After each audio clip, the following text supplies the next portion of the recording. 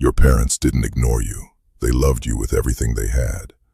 But love and emotional availability are two completely different things, and nobody warned them about the difference. What happened between you and your parents wasn't abandonment. It was a silent wound, passed down for generations, and it's still bleeding. There's a specific kind of loneliness that nobody talks about. It's not the loneliness of being alone. It's the loneliness of being in the same room as the people who raised you, and still feeling completely unknown. You were fed, you were sheltered, you were sent to school. By every visible measure, you were loved.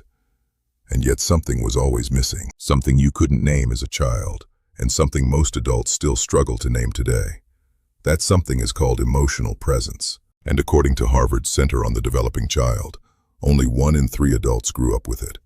That means the majority of humanity was raised by parents who were physically there, but emotionally somewhere else entirely. This isn't a video about blame.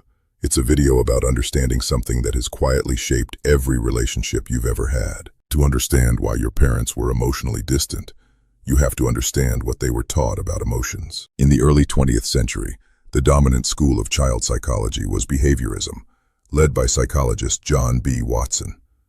His advice to parents was direct and chilling. Don't hug your children too much. Don't respond to every cry. Emotional hardness builds strong character. Softness builds weakness. This wasn't fringe thinking. It was mainstream parenting science for decades. An entire generation raised its children on emotional discipline because that was considered good parenting. Then those children grew up, and they raised your parents. And your parents, carrying that same emotional vocabulary, or rather that same emotional silence, raised you. This is what researchers call the intergenerational transmission of emotional patterns. The way you were emotionally parented is not random. It's a direct inheritance, like eye color, except far more painful. And here is the most important sentence in this entire video. Your parent could not give you what nobody gave them. That is not an excuse. It is a fact. And facts, unlike excuses, can actually be worked with.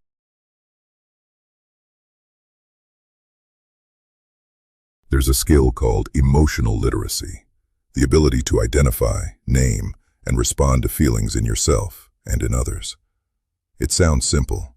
It is extraordinarily rare. Psychologist Dr. John Gottman spent decades studying families and found that only 30% of parents engage in what he calls emotion coaching, actively helping children understand and process what they feel. The other 70% either dismiss the emotion entirely, stop crying, it's not a big deal, or become overwhelmed by it and shut down. What happens to a child who grows up in that 70%? They feel things, deeply, intensely, but they learn that those feelings are either too much or not valid or dangerous to express. So they do what children are brilliant at. They adapt. They learn to perform being fine. They learn to shrink. They learn that being easy is safer than being honest. And then something neurological happens that most people don't know about. The prefrontal cortex, the part of the brain responsible for emotional regulation, for processing complex feelings, is built through relationship. It literally requires a responsive, attuned caregiver to develop properly. When that attunement is absent, the brain builds different pathways for survival, not for connection. You didn't choose emotional numbness or emotional overwhelm. Your brain was shaped by the emotional environment you were raised in. That is neuroscience, not weakness. Here is where this becomes personal. The effects of emotionally distant parenting don't look like trauma. They don't announce themselves. They disguise themselves as personality, as who you simply are. Do you find it difficult to fully trust people, even the ones who've never hurt you? Do you feel a persistent sense of not being enough, no matter what you achieve? Do you struggle to ask for help, as if needing something is somehow shameful? Do you long to be truly known by someone, while simultaneously keeping everyone at a safe distance? These are not character flaws. They are the logical adaptations of a child who learned that their inner world was not particularly welcome. Psychologists John Bowlby and Mary Ainsworth developed attachment theory, one of the most replicated findings in all of developmental psychology. Their research showed that early emotional experiences with caregivers create internal templates, blueprints, for how we expect relationships to work for the rest of our lives. Children who experienced consistent emotional attunement develop what's called secure attachment. Children who didn't, and this is the majority, develop anxious, avoidant, or disorganized attachment patterns. Anxious adults cling, afraid everyone will leave. Avoidant adults push away before someone gets close enough to hurt them. Disorganized adults do both, desperately wanting love while being terrified of it.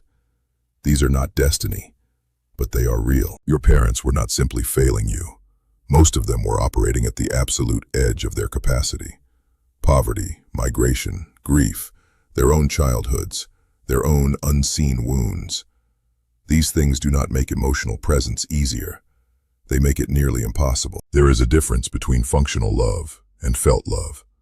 Functional love provides the roof, the food, the school fees, the sacrifice. Felt love attunes. It sees you, names you, holds your experience with care. Many parents gave every ounce of functional love they had. They worked themselves into exhaustion for their children, and yet the children still grew up feeling alone. Neuroscientist Dr. Daniel Siegel uses the phrase, feeling felt, to describe what children fundamentally need from a caregiver. When that is missing, even a deeply loved child develops what he calls an unintegrated self, a self that knows it is cared for, but doesn't quite feel it in the body. At some point, the distance between parent and child stops being accidental. It becomes a performance. A 2022 study found something quietly devastating. Adult children consistently underestimate how much their aging parents want deeper emotional connection. And aging parents consistently underestimate how much their adult children still need to be seen by them. Two people, separated by a wall of unsaid things, each believing the other doesn't want to cross it. The saddest part is not that the conversations never happened. The saddest part is that both people wanted them. Here is what no one tells you about healing the emotional distance. It does not require a dramatic confrontation. It does not require a perfect apology. It requires something smaller and far more sustainable. One honest sentence at a time. Neuroscience confirms that earned secure attachment is real. Adults who did not receive emotional attunement as children can develop it through therapy, through conscious relationships. The brain's neuroplasticity means these pathways can still be built. It is slower as an adult. It is absolutely possible. What repair looks like in practice. Naming a pattern without assigning a verdict. Grieving what was never given, because grief is not weakness. Dr. Bessel van der Kolk found that emotional disconnection is stored in the body, as tension, as numbness. Repair is not just a conversation. It is a physical process. It takes time. It is worth every moment of that time. The emotional distance between parents and children is not a story about bad people. It is a story about a species learning, slowly, generation by generation, at great cost, how to love with presence, not just provision. You are not broken because you grew up feeling unseen. That feeling was telling you the truth about what was missing. Honor it instead of burying it. Your parents are not villains. They were also products of the same silence. The most radical thing you can do for the next generation is this. Feel your feelings in front of them. Let them see that emotions are not emergencies, that sadness doesn't have to be hidden, that love can be said out loud, in ordinary moments, not just in crises. That is the entire revolution. It requires one generation, yours, deciding that the silence stops here. The letter you never sent, the words your parent never found a way to say, they don't have to stay unsaid forever. There is still time. And if there isn't, there is still you. And there are still the people in front of you, right now, waiting to feel felt.